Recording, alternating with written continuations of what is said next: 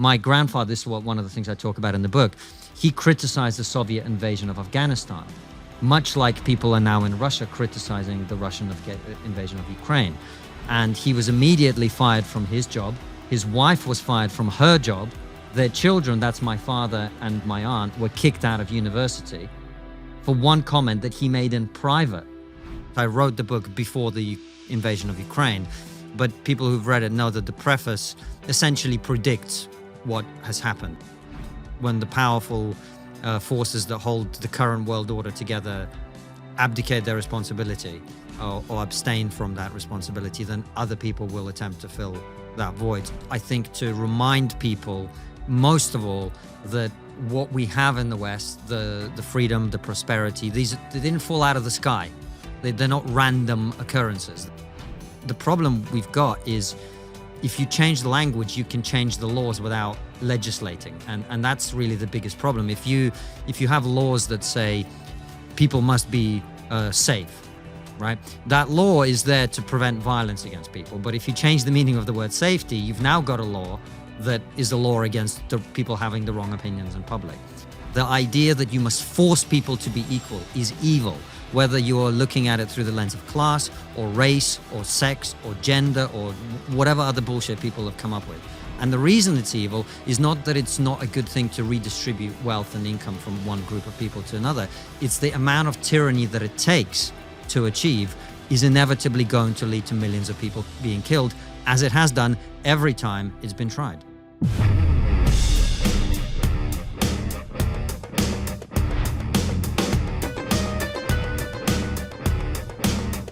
Hello, everyone. Thank you very much indeed for coming to this Bookshop Barnie. My name is Austin Williams. I'm the director of the Future Cities Project, and this is a special Barnie in association with Triggernometry and, of course, the Battle of Ideas. It's a curious setup in the round. You have to excuse my back to some members of the audience and vice versa. So this Barnie, if you haven't been to one before, it's kind of like hopefully an engaging conversation with an author about their book for them to explain to you what they've written, why they've written it, and the ideas behind it. This one is looking at Konstantin Kisin's book, An Immigrant's Love Letter to the West, and with a touch of marketing genius, it came out just as the war started. And actually, if you look now in the news, Russia says it's losing lots of conscripts to the war, and last week there was a General Oleg Mityayev was killed. But this book won't cost you an army and an Oleg. It's only 14 quid. Don't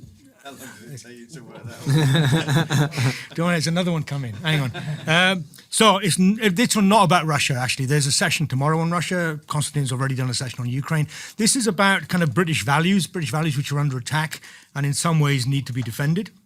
In it, Konstantin says, freedom, human rights, tolerance, peace and prosperity must be guarded and never taken for granted. And the Times congratulated you on the book, but then did criticize you for not defining what constitutes the West. And I kind of thought if the Times doesn't realize what the West is, then we've got a bigger problem maybe than even we thought. Konstantin is a podcaster, and together with Francis Foster, who was in the last session, is the co-creator of Triggernometry show, which has 500,000 subscribers. One man and one round of applause. Exactly, That is the sort of reaction I'm working for here. That's the only payment you can afford, isn't it? Exactly. Anyway, Konstantin is a translator, writer, social commentator, and is described as a Jewish, Russian, British comedian, which is a bit like one of those kind of jokes, a Jew, a Russian, and a Brit walk into a bar. Wait for it. The Brit says, I'm tired and thirsty. Could I have a beer? The Russian says, I'm tired and thirsty. Could I have a vodka? The Jew says, I'm tired and thirsty. Could I have diabetes? Anyway, it goes downhill from here, right? So the main thing is it's a really enjoyable book. If you haven't read it, it's on the book stand. I thoroughly recommend it. Really insightful book and very challenging as it happens. It's available on the bookstall, so please go and get a copy. The way the Barnie works is simply that I allow Konstantin to do maybe a 5-minute introduction, or as near to 5 minutes as we can get. Then I've got a whole series of questions which I've derived from reading the book, which hopefully will allow Konstantin to draw out some of the more themes. So if you haven't read it, you'll understand it maybe a little bit more. And then we come out to you, the audience, for your questions and comments on what you've heard and what you've read, yes, and more broadly. So, with no further ado, can we welcome, please, Konstantin Kisin.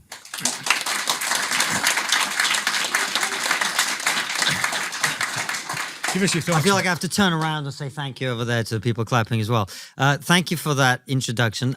One thing I like disagreeing with people, so I'll immediately disagree with you in that you say the book is not about the war, and of course it isn't. But the main contention of the book is that what Frank Furedi, who I just did a session with on Ukraine, talks about, which is what he calls the West's moral disarmament. And that is the complete loss of belief in our values, in the fact that they're important, in the fact, frankly, that they even exist. The idea that there's such a thing as British values or Western values is now something that a lot of people question. And my contention is, and has been from day one, and of course I wrote the book before the invasion of Ukraine, but people who've read it know that the preface essentially predicts what has happened, because it is, in my view, inevitable that if the West weakens itself morally, economically, militarily, then the law of history is very clear. When the powerful forces that hold the current world order together abdicate their responsibility or abstain from that responsibility, then other people will attempt to fill that void. So it's unfortunately, because the situation in Ukraine is obviously very tragic, but it is unfortunately a very timely book, if I say so myself. But the point of the book is, I think, to remind people, most of all, that what we have in the West, the freedom, the prosperity, they didn't fall out of the sky. They're not random occurrences. They're the product of centuries of intellectual debate, of actual war, of endless battles in order to attempt to work out what is a better way of governing than the way of governing that exists in most of the rest of the world, including the country from which I come, which is a strongman leader comes in, kills or imprisons anyone they don't agree with, and then they rule for as long as they can sustain that. We've gone beyond that in the West. That seems to me to be a better way of doing things. And I'd quite like people in the West to remember that and to be willing to defend that. So I wanted to write an Immigrants' Love Letter to the West to remind people that, particularly young people who maybe haven't traveled very much, who haven't seen much of the rest of the world, who've grown up in comfort and prosperity, who don't really appreciate what we have here, how rare it is, how unique it is, and therefore how worthy of defending and protecting it is. And that's the crux of the book. Very good, very good. On that basis, I'm sure you'll all now want to buy it, but let me just ask a couple of questions, if you will. The gist of the book, I'll just take a couple of quotes and throw them back at you to see what you think. Or maybe you can just develop the point. So you say, over the past few decades, ever since postmodernism, moral relativism and multiculturalism became a thing, intellectuals and academics, brackets, many who buy into the Soviet-style theory, have promoted destructive fashions. As a result, the West has lost all self-confidence in its own values. And so that undermining of cultural norms, I think we probably all recognize. I was just wondering whether you were positing that this was a destabilization from without, or whether it's actually happening from within. How do you... Yes, it's both. It's both. And you cannot destabilize a society from without unless that society wants to destabilize itself. So the external forces that would seek to capitalize on the discord and the divisiveness that we have in the West, China, Russia, etc., they've been putting a lot of money into bot farms that amplify these supposed divisions in Western society. But if those divisions weren't there, those efforts would be completely futile. So we've done this to ourselves. And then, of course, our enemies will want to take advantage of that. And that's what I think it's a combination of those two things. Okay, as we make ourselves weaker, opportunistic adversaries will take advantage. I understand of that. Give us a little bit of background as to how you think that kind of, because I don't necessarily buy into many who buy into the Soviet-style theory. I don't necessarily think that's a driver. But how is this kind of moral relativism? It's a big question, but how has it really occurred? Give us a snapshot. I don't know that I know the answer to that question. I don't know how. I think it's a very complicated thing. I mean, one of the people we interviewed on Triggernometry recently is a woman called Louise Perry, who has a book called the Case Against the Sexual Revolution. And I think her central argument is that the technological advances of the sexual revolution altered the dynamic between men and women, and therefore changed the status and role of family and many other things. And I think a lot of this is technological. The development of social media has taken those ideas, particularly ideas of the sort of progressive left. They have an advantage online because they sound good and they feel good. They feel so good. Equality and diversity and all of this stuff. It sounds a lot better than, I don't know, closed borders or, meritocracy. These things have a different ring to them. And so these technological changes that we've seen, they amplify some of the directions of travel that I think are unhealthy for Western society, because we're no longer able to argue for the things that actually represent British values or Western values. That's a fair point. So like the chapter on language and the undermining or destruction of certain kind of words and meanings is really, really interesting. And, there's diversity, there's gender, there's all that kind of stuff we know about. Even, as you say, progressive, or even left-wing, right? I mean, what do we mean by these things? So again, just to flip the question around, I suppose, how, as a linguist, how do we deal with that? Do we try to reclaim some of these words, right? I think I'm progressive, right? I wrote a book on progress. Yet if you say that today, it's meant to be, something else. So do we reclaim these words, or do we give them up as lost and try to formulate new ideas and new ways of expressing ourselves? Well, again, yes, we have to reclaim or...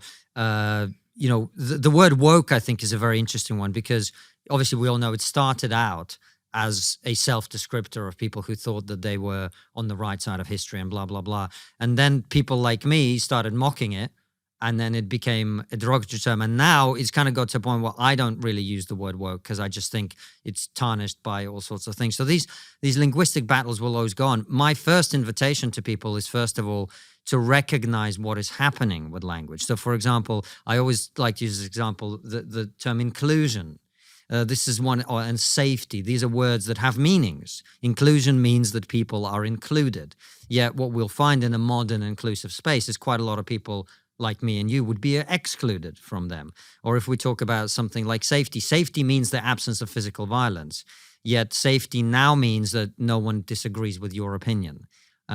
So it is to notice these things. And then the problem we've got is, if you change the language, you can change the laws without legislating. And that's really the biggest problem. If you have laws that say people must be safe, right? That law is there to prevent violence against people. But if you change the meaning of the word safety, you've now got a law that is a law against the people having the wrong opinions in public. So the first thing I think is we've got to be aware of it. And then, yes, culturally, satirists and, podcasters and whoever can play with these other terms and make them terms of ridicule, so people can no longer have that shield of virtue when they're talking about being woke while advancing some very regressive ideas. Okay. Because it's always done by the tolerant, isn't it? The most tolerant people are intolerant of me and you. Are you tired of using bulky old wallets, giving you a bulge where you don't want it to be? My old wallet was massive, so it brought all the ladies to the yard, which was a huge distraction and got in the way of my esteemed work on Triggernometry. Ridge wallets have an incredible solution for you. This is mine, sleek, stylish, and with an industrial look to it. It can fit 12 cards with cash on the back using a clip like this one or a strap. We've got one for the whole team. I've got one, Francis has one, even our producer Anton has one, but he's from Liverpool, so he flogged his on the black market.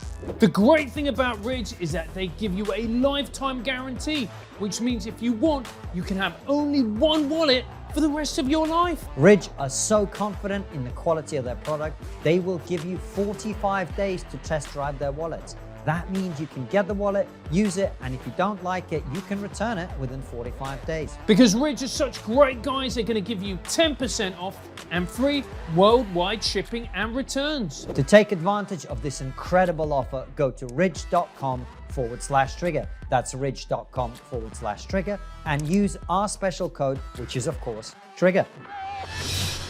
let me move on. In terms of the Russia story, you say compared to Russia, we have a free and honest media.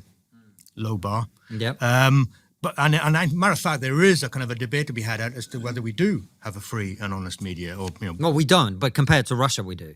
Well, compared to compared to Russia, China looks good. Yeah. But I mean, the point is that are you letting the West off the hook by making those low bar comparisons? Well, I think anyone who follows my work knows that I'm not exactly a big fan of the mainstream media, and I've been very critical about many of the things. In fact, there's a whole chapter in the book which is a sort of reproduction of a long Twitter thread that went quite viral during the pandemic, in which I talk about how misrepresentation, false messaging on that issue, and on many previous issues, has destroyed our faith in the media, which now means that people, there's this kind of online meme of I support the current thing, and now there's the I oppose the current thing, and people will blindly believe or disbelieve things simply because the mainstream is advancing them.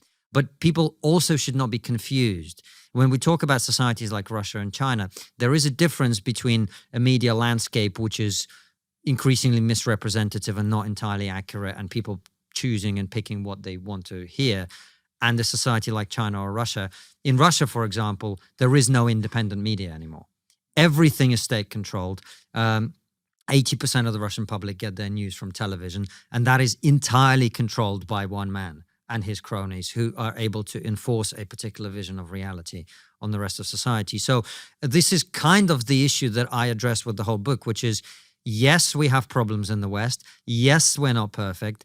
Yes, some of the ways that our institutions have allowed themselves to be degraded over time are really, really bad and dangerous, and I talk about it in the book.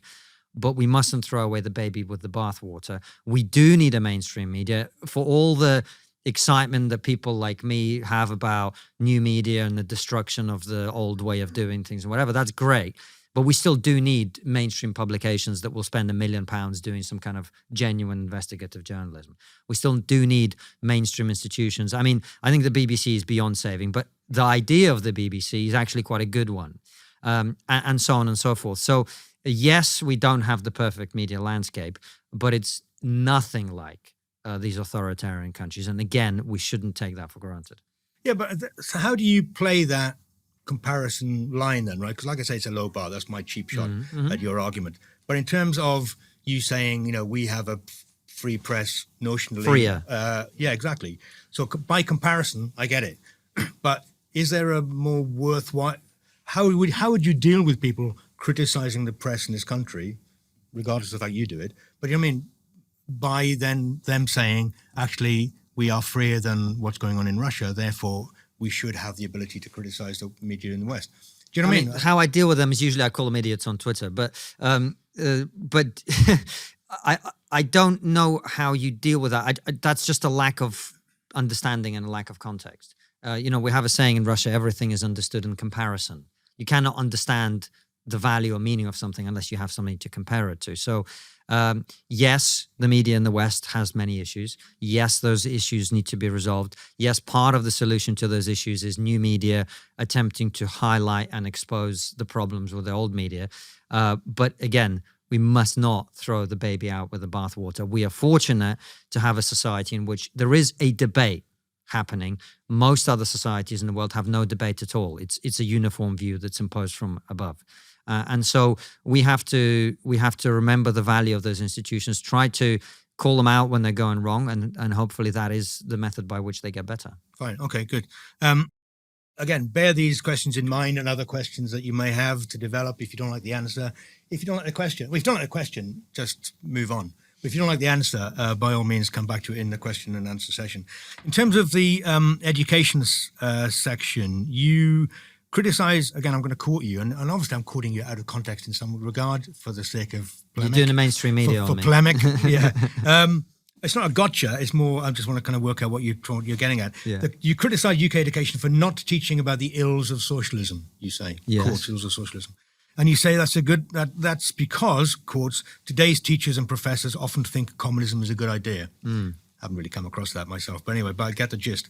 But does that mean that you are kind of in favor, by teaching the ills of socialism, it means that in praise of something else by comparative standards. So do you want to have a politicized education system, which... No, I just want an objective one. I'm quite problematic like that.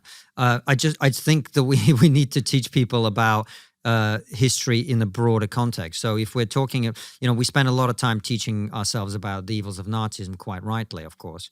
But if you just compare on a raw numerical basis, communism is far more dangerous and has taken far more lives. And yet I find that almost nobody in this country understands that. Now, that to me seems like quite a big problem. And you say that you haven't met many people in academia who think communism is a good idea. I've met quite a few, number one. But also you have to consider what we mean when we're talking about communism or Marxism. I mean, many of the racial conversations we are now having, I mean, look at BLM, for example, right? That is an organization run by people who are openly Marxist. Many universities have professors who are openly Marxist. And many of the identity politics conversations we have in this country, they're just a new form of Marxism. It's a race-based Marxism instead of a class-based Marxism, right? So, except that undermines the very notion of what Marx is. I mean, I would say I'm openly Marxist, but I don't support Black Lives Matter. So, you know what I mean? So I don't necessarily recognize the characterization of this being a left-wing. I mean, socialism and communism are different. Marxism and communism in some respects are slightly different. But so it's kind of really... Real Marxism has never been tried. Is that your phrase? No, I think it's your phrase based on this conversation. No, I don't think, for the record, I didn't say that. But so I'm happy for you to put words in my mouth. But it's that idea about, teaching the ills of socialism was kind of a striking phrase for me. I mean, if you say the horrors of Nazism, I kind of understand it. So are you saying about teaching, what happened under Mao's China or what happened in Stalinist Russia? Yeah, but it's not just about what happened under Stalinist Russia. You got to understand the Soviet Union carried on after Stalin. And it wasn't particularly great after that either. And the point I think that people don't seem to have really grasped in the West is the idea of communism is evil in and of itself. And it leads to evil outcomes because it is an evil idea. The idea that you must force people to be equal is evil, whether you're looking at it through the lens of class or race or sex or gender or whatever other bullshit people have come up with. The idea that you must put your hand on the lever and take from people who have drive and ambition and creativity and whatever else, and you must take from them as much as possible and give it to people who have none of those things and who are not contributing to society. That's an evil idea, and we should just be very clear about it. And the reason it's evil is not that it's not a good thing to redistribute wealth and income from one group of people to another. It's the amount of tyranny that it takes to achieve is inevitably going to lead to millions of people being killed, as it has done every time it's been tried. Okay. I don't recognize that characterization, but fair dues. Although I recognize Stalinist purges and also Maoist purges as being one of the greatest. But it's not just about sorry, Austin. This is what people don't understand. More people died in Soviet Ukraine alone from an artificial famine created by the incompetency of the communist state than the Nazis killed during the entire occupation of the Soviet Union, right? So it's not just about evil Stalin who came in and wanted to kill certain people. It's about the fact that a central planning system inevitably results in this sort of nightmare. I don't know whether it does or not, but I mean, the fact is that, it did. Right? I don't know whether you can necessarily project that, but I'm not here to defend Soviet system, right? I'm certainly not here to defend the Chinese system. Right? Yeah. We can have that row again, and in China, more people died in the Cultural Revolution and in the Great Leap Forward than even did under Stalin. Yes. So so we can compare statistics and notes, and I'm against both of those things. So don't get me wrong, but we're going off. Well, maybe we're not off base. Maybe we're not off base. Yeah, well, I'm going to move on now. So bear that in mind. I'll chalk that one up as a win for me. Carry on. We'll have that over. I'm just we'll have that over a bit. I'm just messing with you. So the early part of the book talks about kind of socialist utopias. Thank you very much. Explores hypocrisy. Those who profess to be egalitarian but live the lives of privilege. Kind of quite an interesting take. Anybody that has a go at Michael Moore is all right by me. Michael Moore, talks the good talk, but then it has several houses. Then you say Engels had many factories. That old chestnut. You call the Bolsheviks grifters. That's a good one. But anyway, but actually you are known, I think, for tackling the content of what people say rather than necessarily their background. So is that a fair line of attack? It is a fair line of attack because I am known for pointing out the hypocrisy of people who say one thing and do another. And I think people like Bernie Sanders, who went on holiday, not just on holiday, his honeymoon was in the Soviet Union, right? While people from my country that I come from were starving, were impoverished, were struggling to have basic necessities. He was there being given a tour by people he thought were just ordinary citizens who were actually KGB agents whose only job was to take around gullible Westerners like Bernie Sanders. And then he now is a multi-millionaire who preaches socialism for everybody. It's hypocrisy and it's complete nonsense. I have much more respect for a Marxist like Cornel West, for example, who actually lives with the things that he preaches. My issues with people who are being inconsistent with the very principles that they espouse and in the process impoverishing all of us. All right. I won't mention private schools. Anyway, no, just a joke. No. What about them?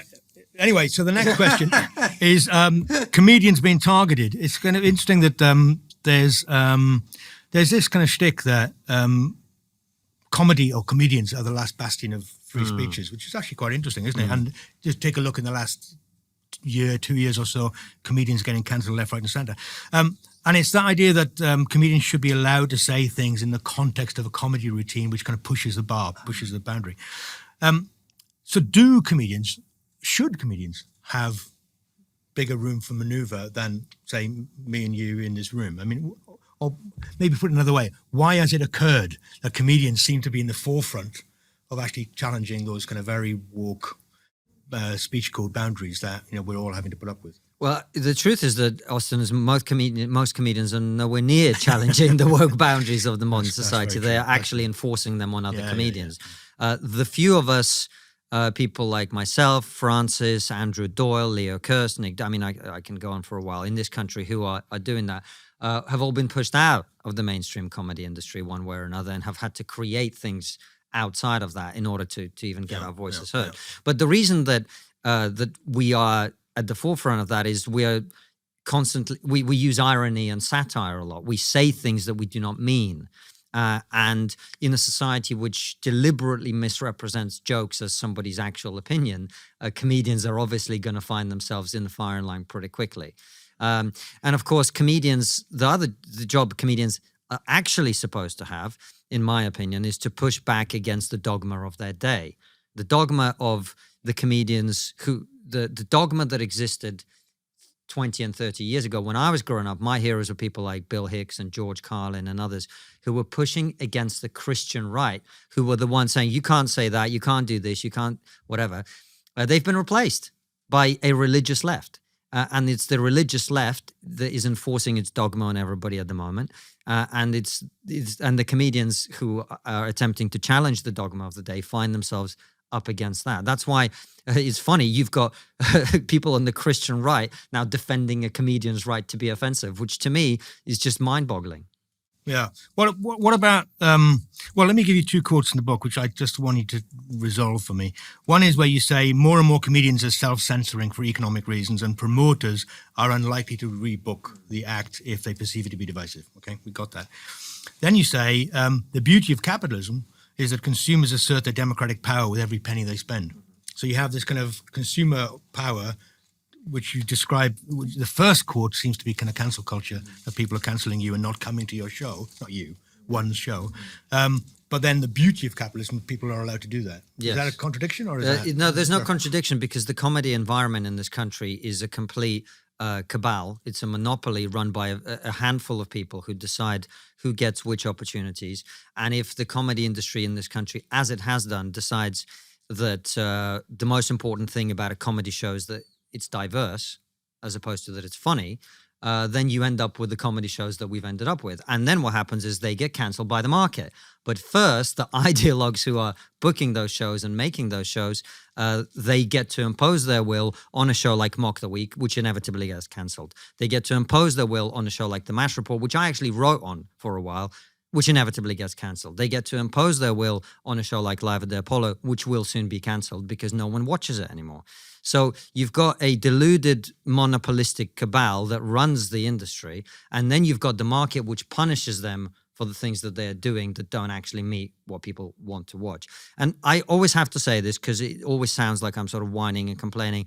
I had a great comedy career. I did everything I ever wanted. I wrote for some great shows. I opened for some of my heroes on tour. I did my own show in Edinburgh.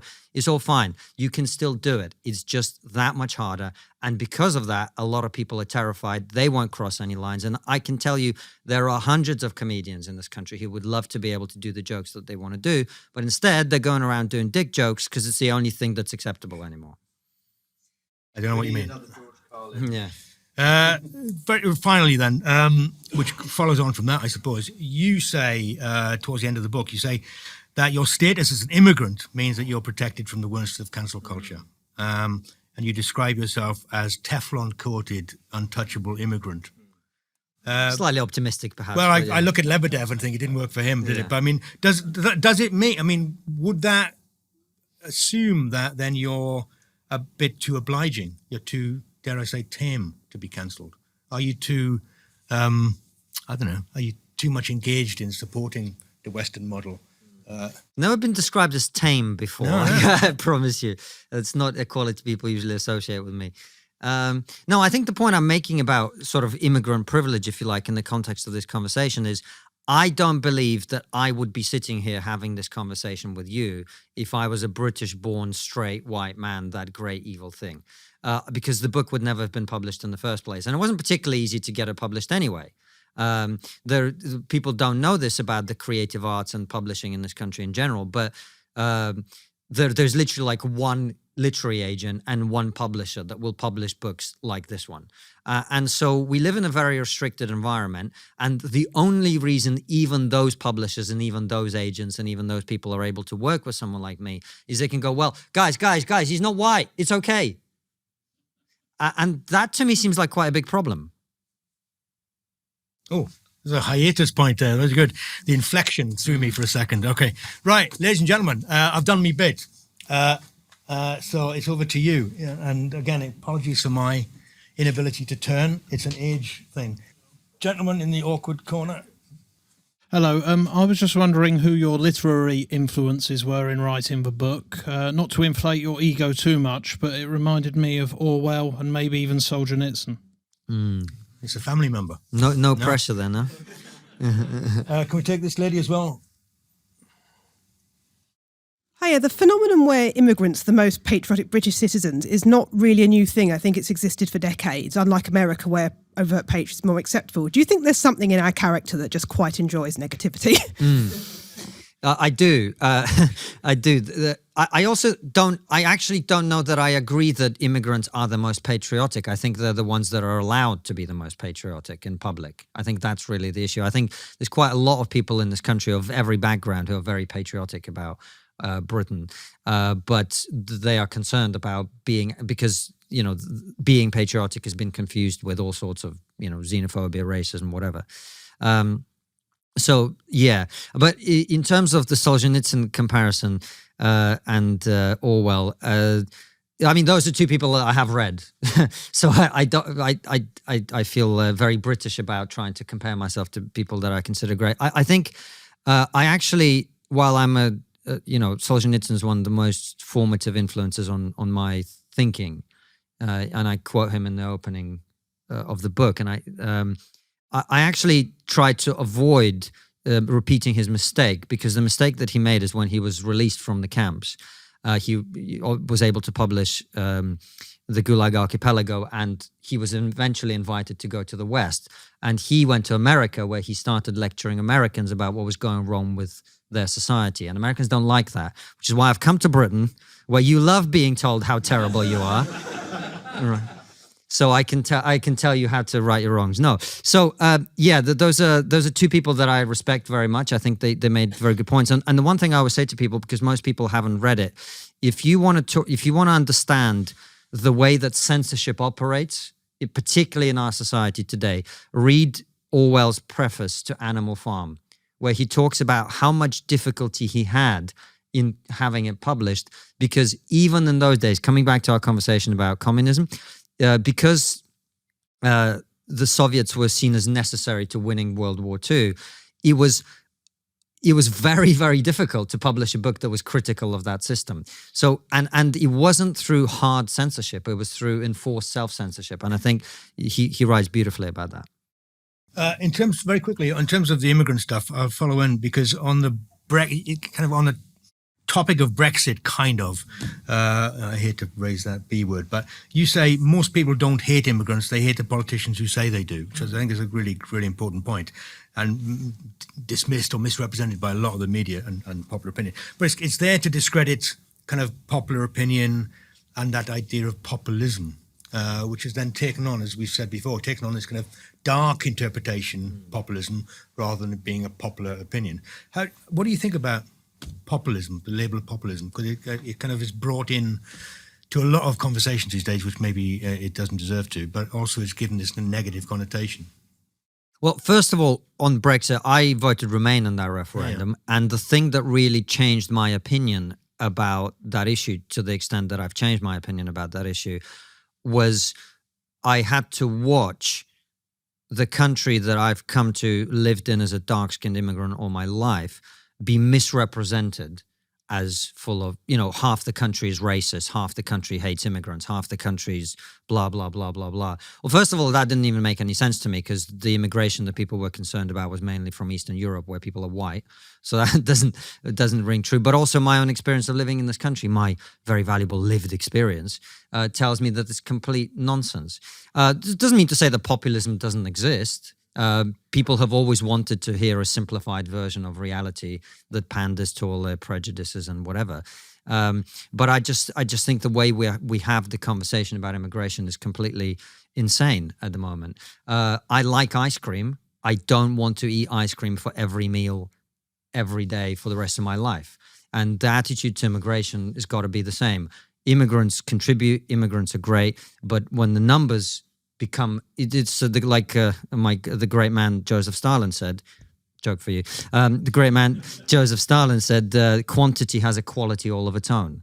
And the problem we have with immigration as a country is not that immigrants are bad people.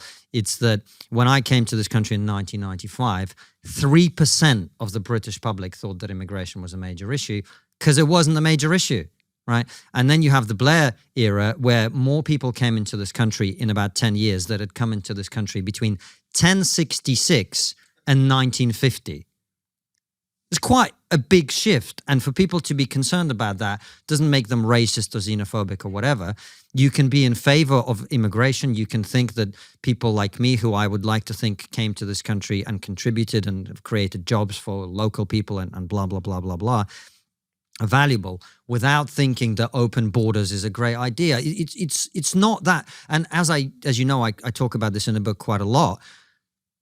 Left-wing politicians, let alone right-wing politicians, have been making the very point that I've just made for the last 30 years. Barack Obama was to the right of Donald Trump on immigration. It's just everyone forgot. Yeah. Well, it was Barack Obama who maintained the wall from America to Mexico, didn't he? But and the whole issue, which I presume you've been discussing in the last session on Ukraine, about sovereignty and about borders, is kind of fundamentally in our face now. So it's something which maybe those Remainers who denied its existence maybe have to rethink. Anyway, any more? There's a gentleman at the very back. Oh, there's lots of. Oh, sorry, I didn't. Because you're wearing T-shirts, I just assumed you were like saluting or something. Take this gentleman, and then we'll go back to the T-shirt saluting. Man. What kind of session do you think this is? Well, I'm pandering to your Putin-esque agenda. Brilliant. Thank you, Konstantin. You spoke about wanting to have a more objective education system. What role then do you think parents should play in helping to shape the national curriculum and the content that their children are learning? It's a very timely, topical issue both in the UK and overseas. And I think there are discussions about it at the Battle of Ideas. And I ask because obviously every parent will have their own subjective opinion about what should and shouldn't be taught. How does society manage that? Yeah, it's an interesting question and very much above my pay grade. But what I would say about it is for the first few years of my life, so from until I was about 13, I obviously was educated in the Soviet education system, which was very good on the hard sciences, the chemistry, the whatever, but also contained a huge amount of historical and cultural indoctrination, which everybody knew was complete bullshit. And so the role of the parent, in my opinion, partly will be about, what the curriculum should be or whatever, but actually everything begins in the home. You have to give your children the context for the things that they're being taught. You have to inoculate them against some of the crap that they're going to be inevitably taught in any school. When I talk about a more objective system, I think we are failing to educate our children. And this is true for my generation too. And by the way, when I went to school in this country, it coincided with like a 5-year period of my life where my family had money. So they sent me to a good school for a very short time before going bankrupt again and blah, blah, blah. But I went to a good school and we were taught history terribly. I learned more in history by watching a 1-hour YouTube video than I learned in my entire time at school, right? So I don't know that this gets fixed necessarily in the education system, and I think the challenges we're seeing as a result of the sexual revolution and the breakdown of the family are much more where these issues are happening, where there's not enough parents to basically teach their children right from wrong, the stuff that they're being taught in school that is completely nonsensical versus what's actually true, and to set a context for the things. So as a new parent, this is probably extreme optimism on my part, but I'm sort of hopeful that I can teach my children the stuff that they need to know and protect them from some of the indoctrination they're going to get in school. Very good. All right. Take these two gentlemen, statuesque figures. Oh, yeah. I think a lot of the problems we have in politics in the West come from the fact that a lot of people think that everyone else in the world thinks exactly like us. So, people don't understand why Putin would invade Ukraine. People don't understand why someone would vote for Brexit or just disagree with them on something. Do you see us recovering from that? Any way of stepping into other people's shoes and understanding that they have different motives and morals and values and they're gonna act on those and that drives their behaviour? Hold that thought. I'll take the other guy. Take you, sir, as well. Yeah. Two very quick things. A personal question. What are you most proud of in the past year? The baby, the book, or America? And the second thing, very quickly, is do you think the whole culture war is because everybody's bored and we've got nothing to believe in, i.e. lack of religion? And would there be a culture war if we actually had things to really believe in and we weren't so comfortable? Yeah, both good questions. So the first question is, just remind me briefly because my memory is failing. People believe that everyone else across the world. Yeah. How can we get people to listen to each other and understand each other's point of view and so on? Empathize with. Yeah. Well, this is one of the paradoxes of the progressive leftist way of thinking, because it's all about inclusion and tolerance and understanding and empathy. Yet they are the very people who don't seem to understand that the reason people have different points of view is different genetics, different upbringings, different life experience, different lived experience, different all of these things, right? And that, I think, is largely a product of social media, where, as I say, certain types of ideas get way more traction because they sound better, even though often they're completely wrong. So I think we will get away from that way of doing business whenever we find a way to destroy social media. It's probably the only way. How many subscribers do you have? Yeah, let's hold on to them, social media. And what am I most proud of? Well, I didn't really have that much to do with the baby, I can tell you. There's a very limited level of involvement. You know what? The thing I am most proud of, actually, is that Triggernometry is now a small business that employs, including me, Francis, and our producer, Anton, another 7 or 8 people now. About 7 or 8 people. And I'm really proud of that. I'm really proud that we employ people, that we give people meaningful work, that people come and work for us for very little money, let's be honest, because they love what they do, because they love being involved in a project that is passionate, where we're all pulling in the same direction. And, Francis and I we've transformed from basically 2 idiot comedians to actually managing a small team of people and looking after people and making sure that they're developing in what they're doing. To me, that is really the most exciting thing about what I do. Hardcore fans, I've noticed today, and yeah. as well. Yeah. Hardcore fans. Yeah. So I'm excited about that. But in terms of the culture wars, are we just bored? I think you're right that a lot of the problems we have in the West are a function of our comfort and prosperity. And every time something goes badly wrong, I am really hopeful that that is the kick that we need, which is like when the pandemic happens. Do you remember there was that like brief moment when everybody was like, oh, guys, we're a society. We should pull in the same direction. Let's bring some food to our neighbor, right? And then we had George Floyd and everybody went mental. The thing that we need to do what? We need to look after people and we need to have solidarity with ourselves and whatever. And just there was a couple of months that everything was kind of going. I was like, oh, wow, we're starting to unite around this common threat that we face. And then you have Dominic Cummings, who, as Francis always points out, must have been the biggest supporter of BLM because it just took all the attention away from him. And that happens and the world goes crazy. I mean, you see people posting these videos now from the summer of 2020 where you've got like white people kneeling to black people, right? And I was saying at the time, this is mental. This is completely mental. On my first day at uni at Goldsmiths a year ago, I had white girls come up to me, I'm so sorry for being white. I'm so sorry. How nice for you, my friend. Actually, there's a terrific, have you seen this viral video by the Russian state? Yes. Как я давно хотел это сделать. В Америку летите? Да, переезжаем. Америка самая свободная страна. Страна возможностей.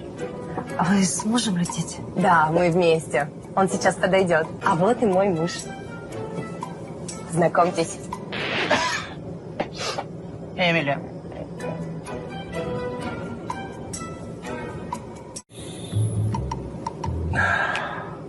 Простите, мистер. Пассажиры позади вас вегетарианцы. Им неприятно, что при них употребляют мясо. Мы же их не заставляем это. Простите, но в США принято придерживаться принципов демократии. Позвольте, я это заберу.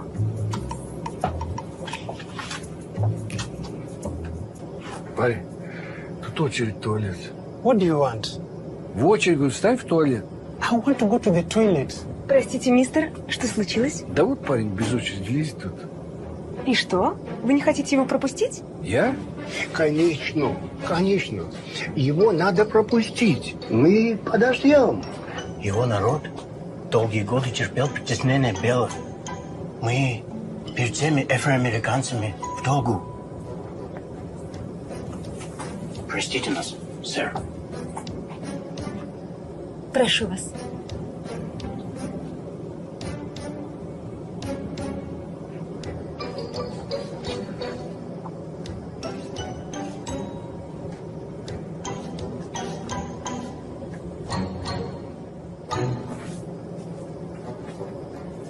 Вы не могли бы пересесть в носовую часть самолета? В смысле, я один? Нет, вы все трое. Зачем? Там сзади пара, они child-free. Дело в том, что ваш сын попадает в поле их зрения, и это вызывает у них дискомфорт. Прости, матушка Россия! Мы возвращаемся! It's really clever. Well, piece of work. that's the thing. It really isn't that clever. It's actually very easy to satirize if you can put it on television, which you can't in this country. Yeah. Trust me, I can rustle up some comedy writers that could do that 100 times better. It just wouldn't go anywhere. I thought it was quite funny. No, I'm not saying anyway. It's not funny. It was great. In relation to your views on the mainstream media, being someone who works within the mainstream media, but not in this country, what's your opinion of the media coverage of the war? I mean, it's a big question, but what are the strengths and weaknesses, in your opinion, of how the war is being covered in the mainstream media? It's a good question. You've obviously caught me in a massive generalization because the mainstream media is composed of all sorts of different outlets and different people will cover it differently. If I think of coverage of the war and the mainstream media, I sort of think of the BBC. And I think the BBC has not been inaccurate, generally speaking, while also the main issue I have is I don't think that you could possibly work out why the war is happening, why Russia invaded, what's actually going on the ground, and what is likely to be the future, and what are the most important issues from the BBC, because all you see is pretty refugee running away from bombs, or, the LGBTQ survivors of Putin's invasion in Rotherham being integrated with a family. These are all great stories. I just don't think that they really educate people about some of the issues. And I think it's one of the reasons that the alternative media has been so involved in covering this issue and attempting to bring certain issues into light, because I just don't think the mainstream media is calibrated to educate people and to give them the information that they need, because they're much more, it's odd to me, because I sort of used to think that it's the online space where everything's clickbait. But actually, I often feel now with the mainstream media, they are the ones that are doing most of the clickbait. Because they're going, if it bleeds, it leads type of thing. And we all look, I have family in Russia and Ukraine who've all been affected by all of this. And it's terrible.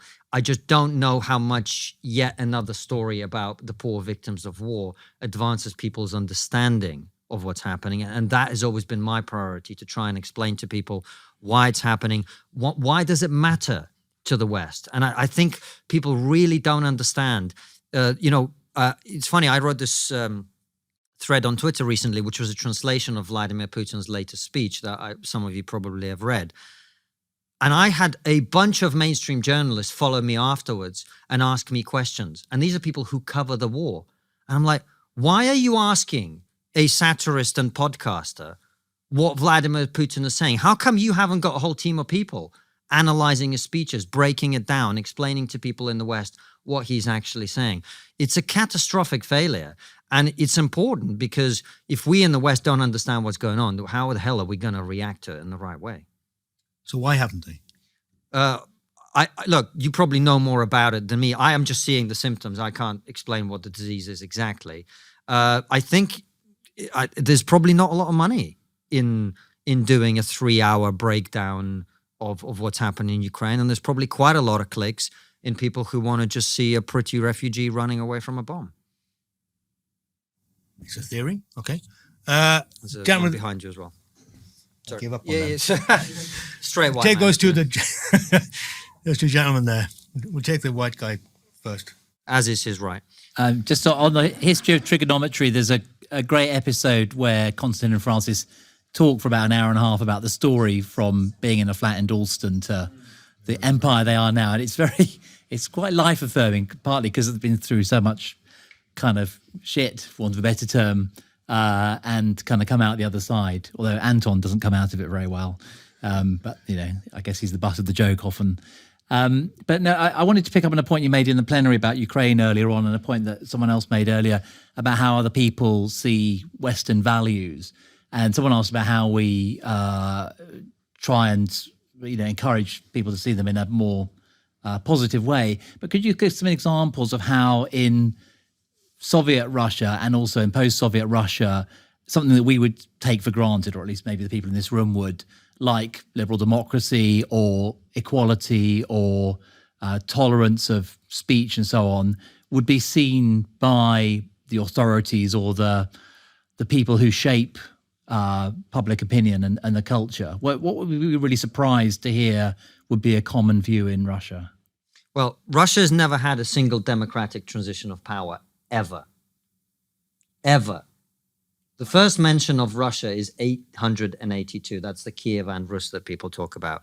In its entire history, Russia has never had a single democratic transition of power, right? So that seems to me quite important. That's something we completely don't understand. And it's true of most of the world, by the way. It's true of most of the other countries in the world.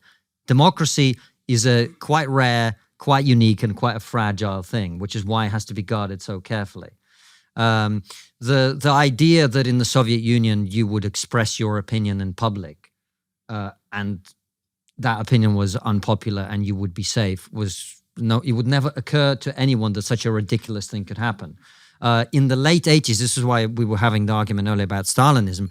My grandfather, this is one of the things I talk about in the book, he criticized the Soviet invasion of Afghanistan, much like people are now in Russia criticizing the Russian invasion of Ukraine. And he was immediately fired from his job. His wife was fired from her job. their children, that's my father and my aunt, were kicked out of university for one comment that he made in private. And there are people in Russia today who initially, when the invasion happened, they went out with placards to protest, and the placards would say "for peace."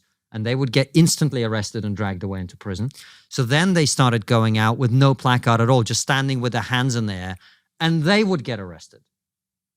The idea that you should be able to protest against your government because you disagree with it, it doesn't really occur to most people everywhere. And the only way that they are able to do so is to go out and get their head smashed in by the riot police.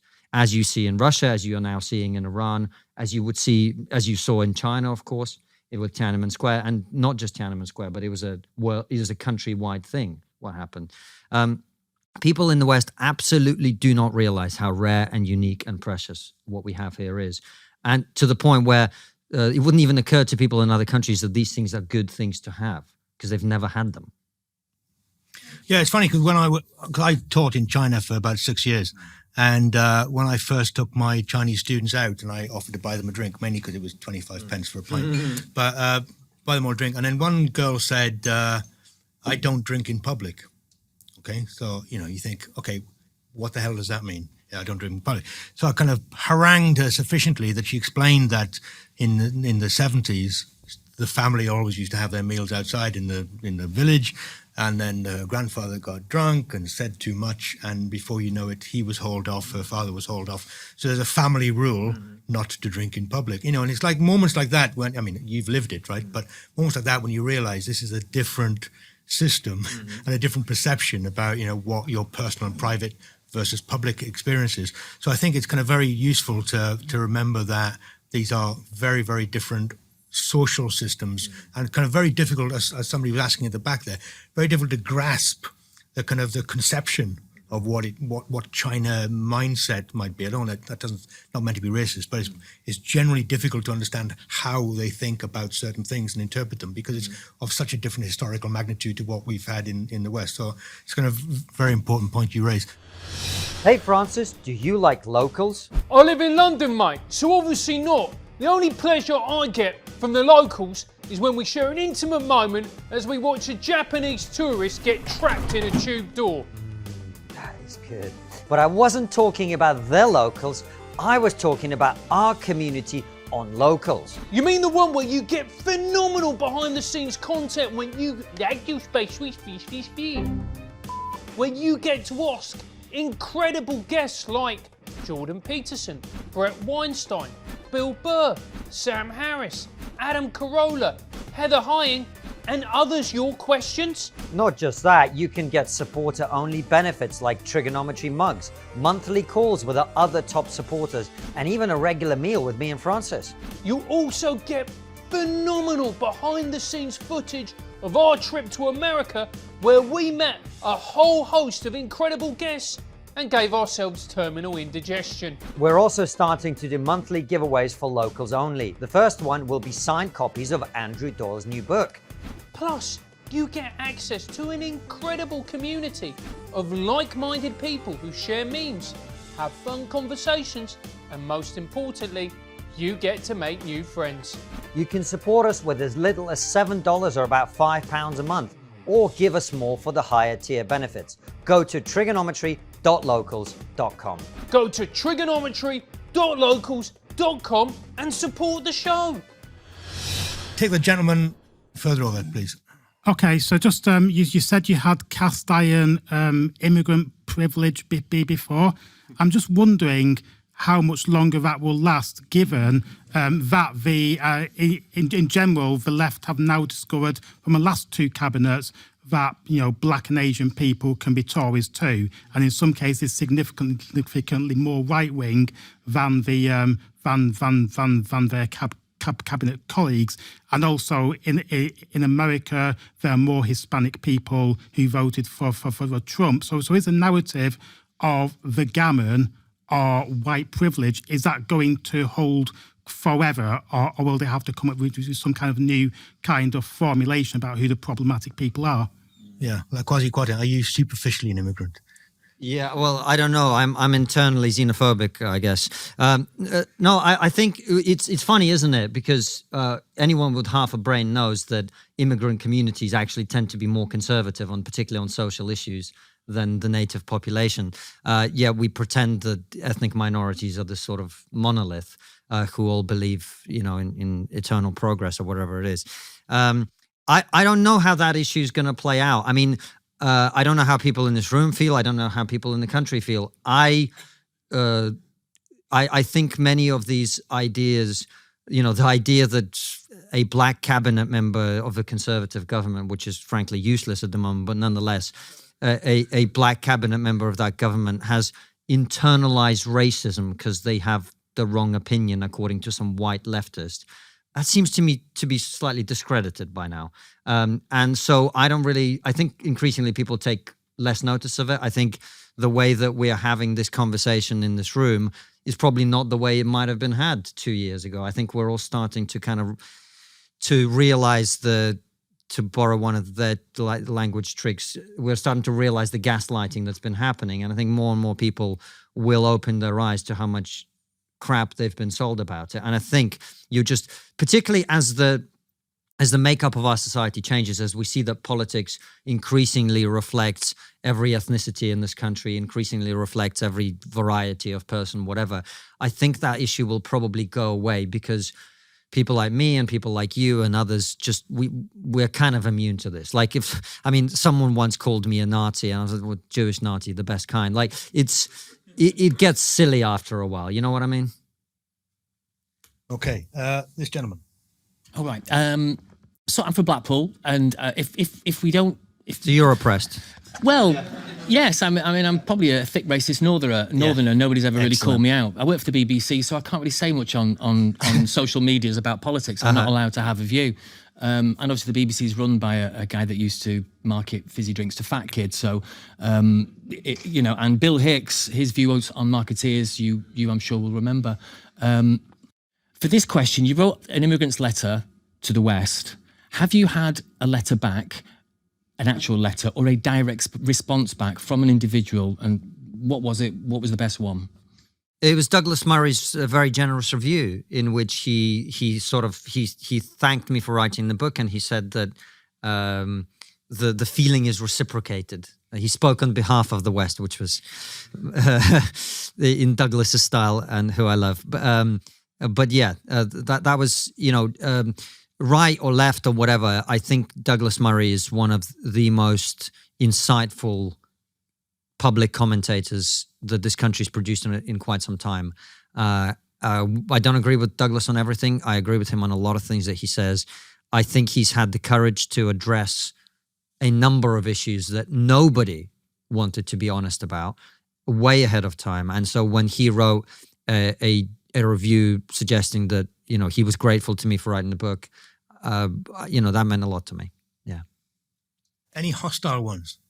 The reviews? Yeah, no reviews, but the letter, the concept that you've written this book and yeah. It was funny. There was a woman on Twitter who followed me after I translated that Putin speech, and she was so enthusiastic about everything that I'd said about it. She was absolutely brilliant. Can't wait to read your book.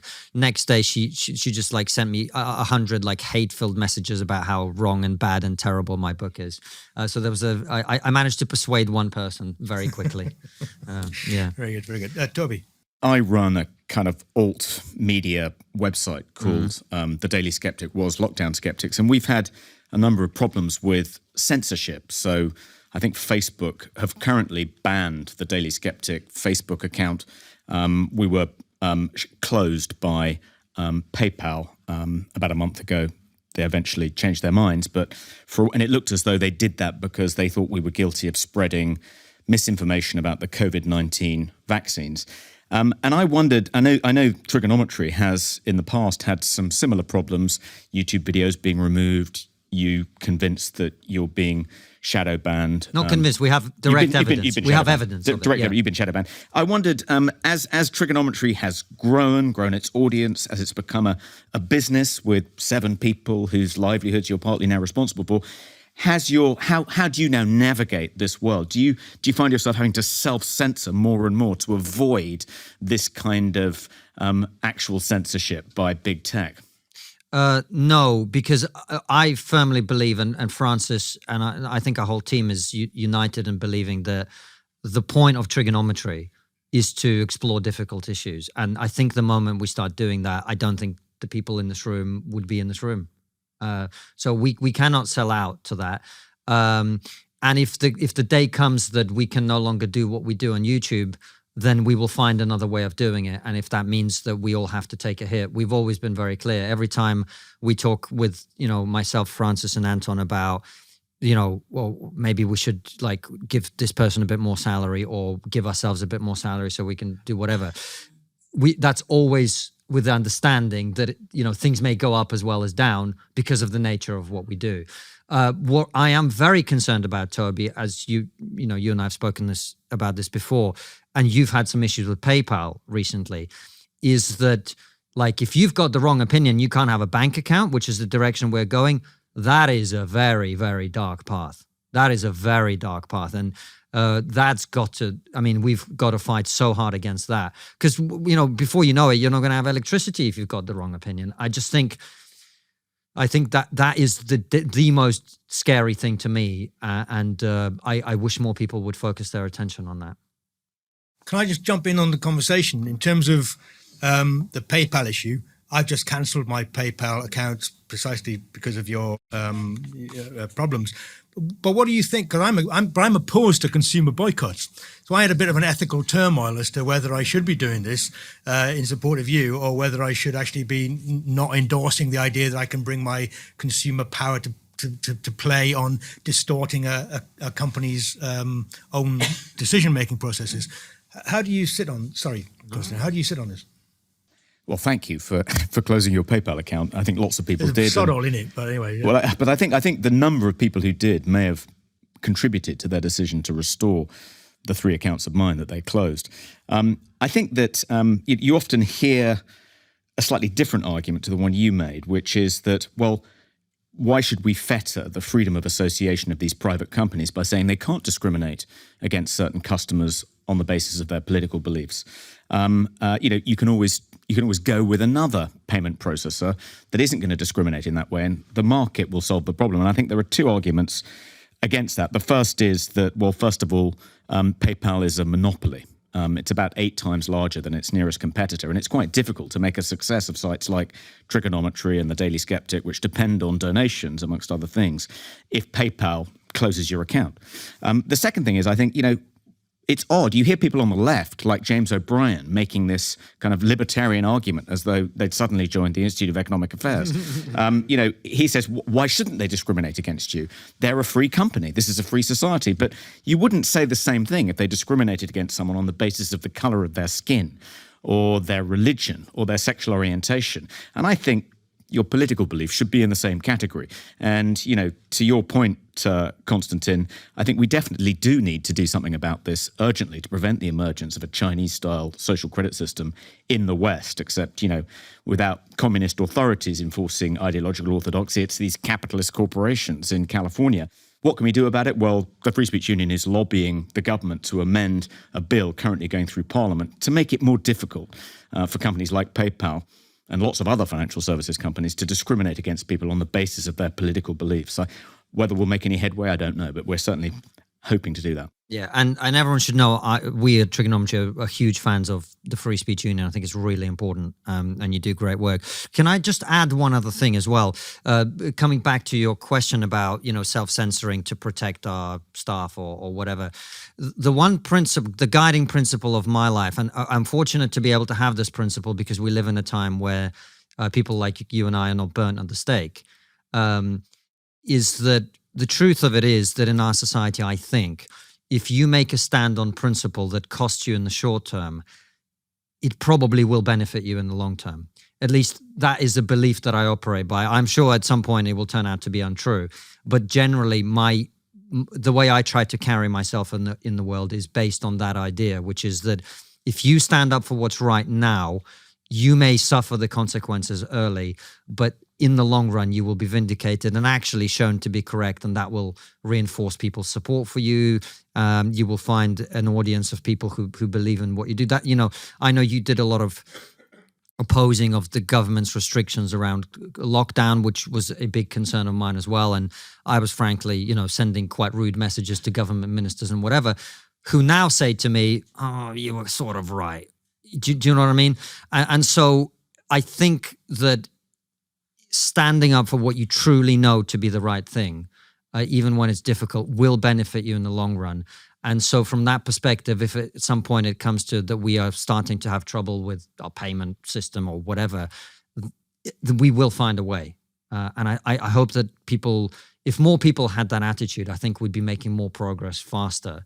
And I do think in the modern world it is genuinely true, particularly because, you know, you, with the Free Speech Union, are able to look after the little man who maybe doesn't have a big platform and doesn't want to build a big platform. They just wanted to make a joke at work or whatever, you know what I mean?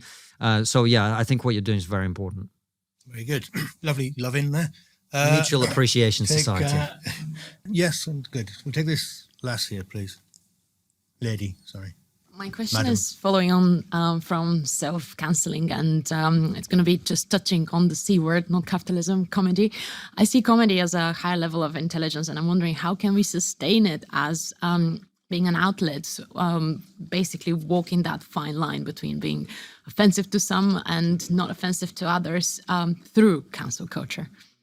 How can we sustain? Is it through perseverance? Yeah, I think look, there's a couple of answers. I mean, the flippant answer is comedians need to grow some balls, I suppose. But the bigger answer is I think the internet is the answer. And that's why I'm so opposed to the online harms bill and the online, whatever it's called now. They keep changing the name. But in my view, the biggest issue that we face, I feel weird sort of answering your question and with my back to you, but the biggest challenge from my perspective, and the thing that I am most focused on, is we spent 4.5 years on Triggernometry pointing out the hypocrisy of this woke idiocy and also challenging some of the anti-woke idiocy that is also now starting to emerge, right? And that is good for as long as that was happening. The problem that we have is if you don't have a positive vision of a counterculture, people aren't going to buy into it, right? And so I think what we have to start to do is to shape a positive vision of the counterculture, whether it's comedy, whether it's anything else. And people just have to go out and do stuff. They got to go out and create. The internet allows you to find your audience. So from a comedy perspective, that's part of it. And then here's the new dad part of me, which is, you know, I think this doomsday narrative that exists on the left, particularly to do with environmentalism. And on the right, there's a sort of, it's not maybe equal, but there's a similar sort of, you know, the West is all decadent and degraded and devoid of any values. So, you know, let's let Vladimir Putin take over. He's a good Christian, whatever nonsense these people have bought into. But there's a sort of like, you know, the world's over type of narrative. And that is just nonsense. And people need to have more kids, not fewer. More kids are the solution instead of being the problem.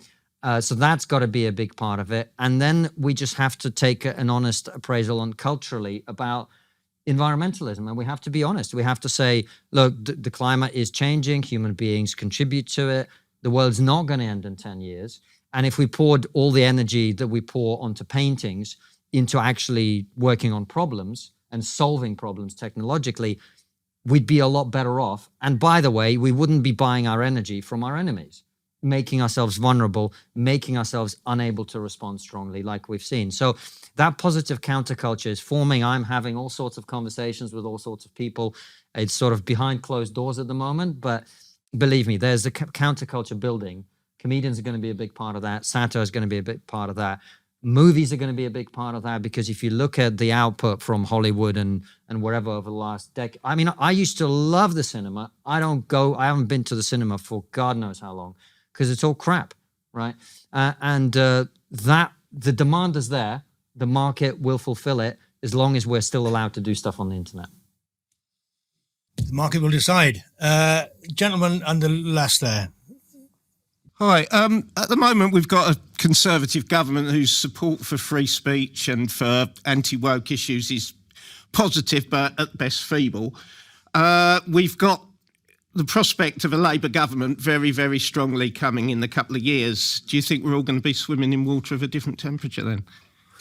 Can we take the lady in front? Well, you mentioned that there is a Marxist problem in education, and as a student, I wholeheartedly agree. I feel like whenever I do a history essay, the professors, they want you to write about history in a certain way. I remember in my second year, I did a module on the Soviet Union, and the professors just kept saying that the Western historians, they were essentially, they saw so many negatives in the Soviet Union, and so they advise against, using their arguments in our essays. And I remember a friend of mine, she's half Ukrainian, and she personally felt really uncomfortable in her lessons because these professors, they've never lived in the Soviet Union before. They just kept saying, there were some things that weren't great, but, there are other things that we can still praise. And, clearly the Soviet Union was just, generally, a bad thing. How do we solve this issue of, the Marxist problem in education? Thank you. I don't know that you can solve the Marxist. I'll come back to the gentleman's question. I don't know that you can solve. I mean, academics are always going to lean in that direction because they like ideas that don't work but sound good. This is what they do. This is some... I can't remember. It's Melissa Chen. I don't know if you guys... Melissa Chen, who I'm a big fan of. She tweeted something a long time ago. She said, you cannot remain woke when you're building anything. Whether that's muscle, whether that's a business, whether that's anything, right? So the moment you get in the practical real world, you start to be confronted by the reality that people are not equal. They're not born with equal intelligence or equal drive or equal passion or anything. And so the people who live in their towers of academia, they're always going to be slightly deluded. And I think the way that gets solved is the way you're solving it, which is critical thinking. You are there, you're being asked to do these assignments. You're starting to see the flaws in the arguments that are being presented to you. And I don't imagine you're going to come out of that experience being a Marxist. So that we kind of solve that problem. It's certainly in your case. And I think eventually over time, people will grow out of it. Academia is important, but I think culture is much more important. And I think that is really, the point I was making to the lady there is if we can change the culture, everything else will go with it. There are always going to be Marxist professors. That's just what they do.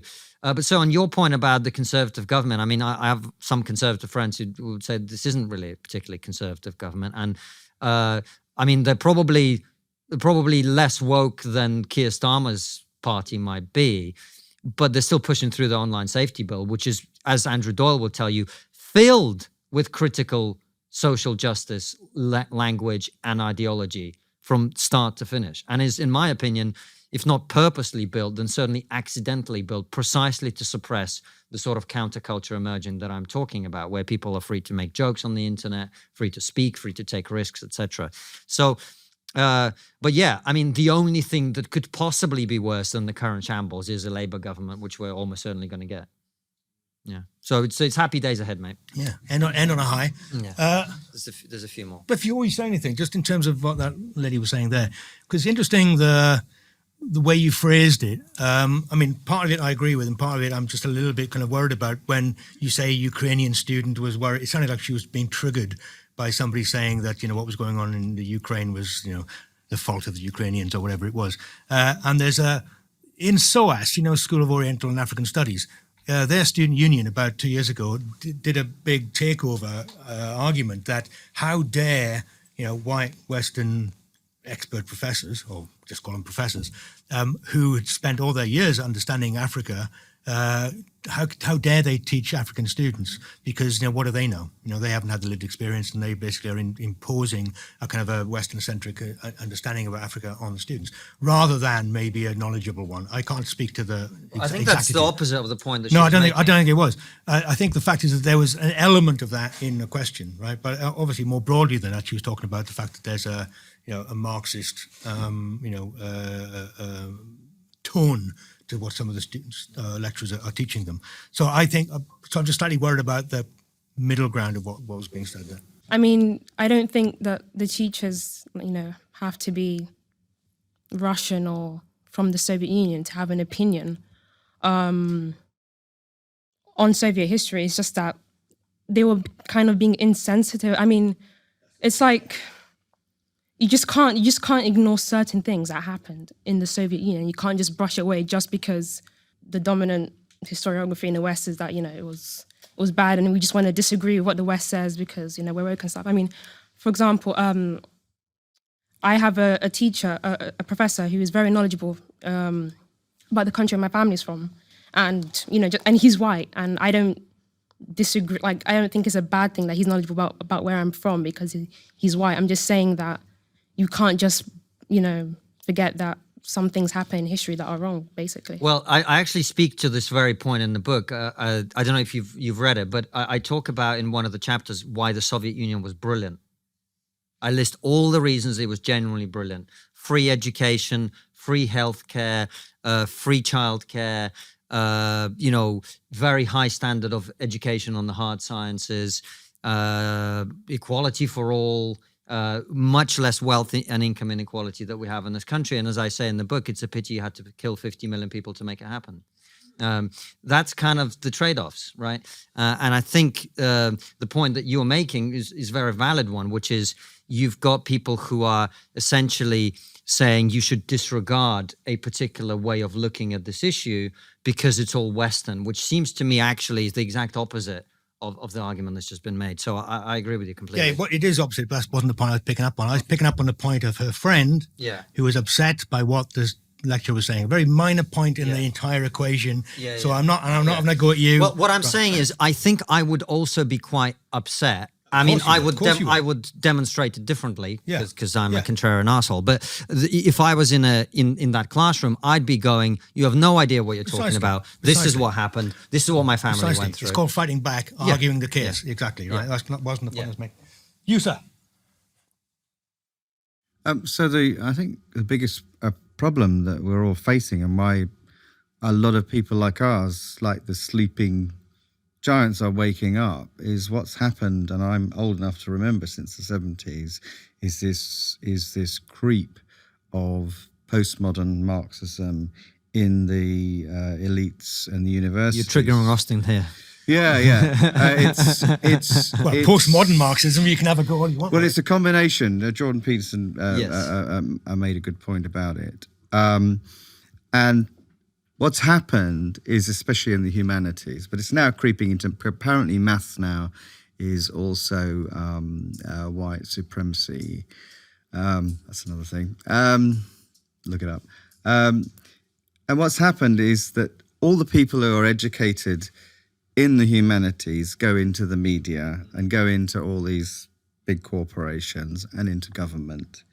And it's an infection that runs deep in all the most powerful elites in society and all the big organs of communication. And the difficulties we're having, whether it's PayPal or Facebook or Twitter, is simply because there's a shouty elite backed up by Greta Thunberg and others who get the oxygen of publicity and the monopoly on the public debate. And so that's the big challenge.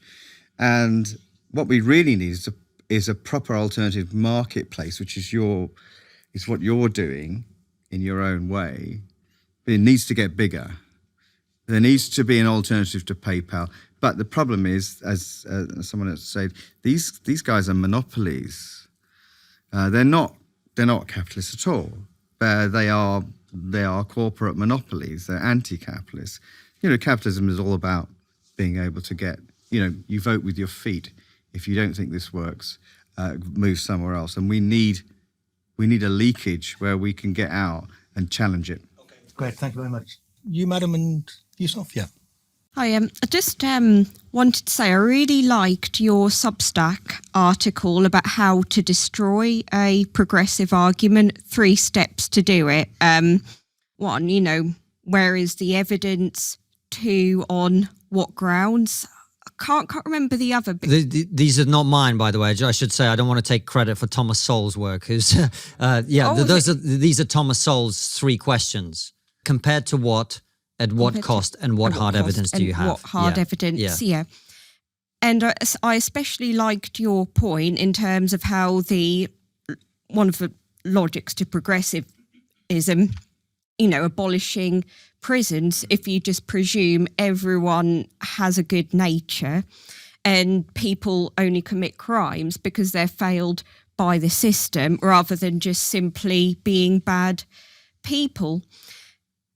And I guess I wanted to ask, what are we seeing any dangers at the moment of the excesses of progressivism beyond, theoretical posturing in academia? Well, sorry to interrupt, but it's a really good question. So first, we'll talk about Thomas Sowell in a second because it's really important. But if you look at what's happening in places like California, where we just came back from, in terms of releasing criminals from prison, in terms of not arresting people if they're stealing stuff from a shop that's worth less than $900, if you're not arresting people who are sleeping on the street and you're not actually giving them the support they need, because most of them are drug addicts and have mental health issues that they need treatment for, then yes, you create a progressive hellhole that productive people move out of, as has happened with California. So, of course, you see that. But the really interesting philosophical point that you pick up on is, I don't know how many people here are familiar with Thomas Sowell, the American economist, and many other things. Absolutely, one of my favorite thinkers. And he wrote many, many very interesting books, but one of them is called A Conflict of Visions, in which he talks about the 2 visions of the world that people have. And one of them is what he calls the constrained vision, which is the idea that human beings are fallible. They are flawed, they are imperfect. And the very best way to understand how human beings are likely to behave in the future is to look at their behavior in the past. So if you look at human behavior in the past, you would not be surprised when Russia invades Ukraine, because people have been going to war for the entire time that human beings have existed. And in every other area, you accept that people will commit acts of murder and heinous crimes. And it's not because they've been, quote unquote, failed by the system, but because society produces a certain number of people who will commit crimes if given the opportunity and motive and whatever. The unconstrained vision, however, is the vision of the ability to perfect humankind. The idea that all the great revolutionaries, whether it's the French Revolution or the Russian Revolution, underpinned all of that, which is we can transform humanity. We can make a new man, Homo Sovieticus is what he was called in the Soviet Union, who can be reprogrammed away from crime, away from having more allegiance to his family than to communism or whatever. And it is this ideology, this progressive ideology, that is at the root of a lot of things, including the fact that we didn't really plan how we would deal with Russia in this sort of situation. Because what I'm saying is, it's as old as time. The Romans knew this, civis pacem parabellum. If you want peace, prepare for war, because war is always coming. And it is only people who are strong who are able to resist and prevent war by showing strength in advance of the war, right? So there are all sorts of areas where this very optimistic but inaccurate way of thinking is damaging our societies internally, but also geopolitically, and it's a big problem. Final word, sir. So congratulations on the baby. Thank you. And this is a good segue to the question. So what would be your advice to second-generation immigrants suffering from an identity crisis? Like me. So, for example, I was born in this city, but my face is from Egypt. At school, a small minority used to call me a terrorist. Fast forward 3 decades later, I'm Mohammed Salah. So this is, I think, is a key question, that there's a identity crisis, especially if it's top-down. There seems to be, we're destroying our values, and if there's nothing that pulls us together, then what is your advice? Yeah, it's a really good question, actually, a really good one to finish on. I don't know exactly what you mean, because identity crisis is 2 words, and what you're personally experiencing, I don't know. I think in terms of, being bullied at school and all that sort of thing, the valuable thing that my parents always taught me, and it's very bigoted and prejudiced, but they always said, look, there's a bell curve of IQ in society. Some people are idiots, and the people who are being racist to you are probably idiots. So you probably should just ignore them, right? Yeah, of course, right. And they're the one of the tails of the bell curve, right? So that's what I would deal with. But in terms of your identity now, I would say to you, what do you believe? Do you believe in Western values? Do you believe in British values? Do you believe in democracy? Do you believe in freedom? Do you believe in the right of people to speak their mind, even if it offends you or others? And if you do, then you are as British as anybody. You've come to this country, or your parents came to this country and you grew up here. You're as British as anybody. Make yourself British, contribute to the society. I don't know what you do for a living or what you're going to do for a living, but for me, when Brian asked me about what I'm most proud of, like I said, I'm most proud that I contribute to this society, that I've built something here that other people benefit from. And if you do that, I don't think you need to have an identity crisis. Your face is not from Egypt. Your face is from wherever your face is. Your genetics are what they are. It doesn't make you anything other than genetics. People can live in different parts. So you've got a point you want to make. The values that are in your book. Yeah. Trying to uphold the values that are in your book. Yeah. But if it's all crumbling around me, then there's nothing for me to hold on to. I understand. So then I'm just an Egyptian living in the UK. Yeah. And this is the doomsday narrative that I've been talking about. And my book is full of warnings and predictions about things going wrong if we don't. But I believe it's people like you, and it's people like me, and it's like everybody else in this room, that if we believe that these things are worth defending and we actually defend them, then they will not crumble. That's why I wrote the book. And I think that's why you asked the question, because you don't want these things to crumble, because you believe in them. And I think you got to lean in, my friend. You got to go, this is what I believe. I'm going to stand up for it. I'm going to fight for it. And if it crumbles, it crumbles, but I've done my best. I think that's the answer to your question. I think it's a very good point. Yeah, shut up. Round of applause. Very, very finally, my 2 penneth is that, don't have an identity crisis. It's got nothing to do with your identity. It's to do with what you believe, what you think, what your politics are, and it's broader than your personal identity. I'm Welsh, but I very rarely tell you that because it's got nothing to do with anybody, and it plays a very small part in my life. I'm more interested in democracy and political ideas. That said, I also think that the name progressive, which is where we started the conversation, is such now an abused term, because everybody who's progressive and says that they are the most reactionary twats you could ever come across, right? So I think we need to either, like I say, reclaim some of these words or use them in a different formulation, because I think we need to understand what progress means. Progress, development, as you say about environmentalism, it's about development, not sustainable development. It's about really kind of humanity being put first. So I'm a great believer in that. But it also means reclaiming the idea of Marx, because not because I'm trying to convince you to be Marxist, but I'm saying that there is an abuse of what I've heard today is just not what Marxism is. But on that note, thank you all very much for coming. Very, very generous of you to ask your questions. Round of applause for Konstantin. Thank you, guys. Thank you, everybody. And if you don't have it, on the bookstall now.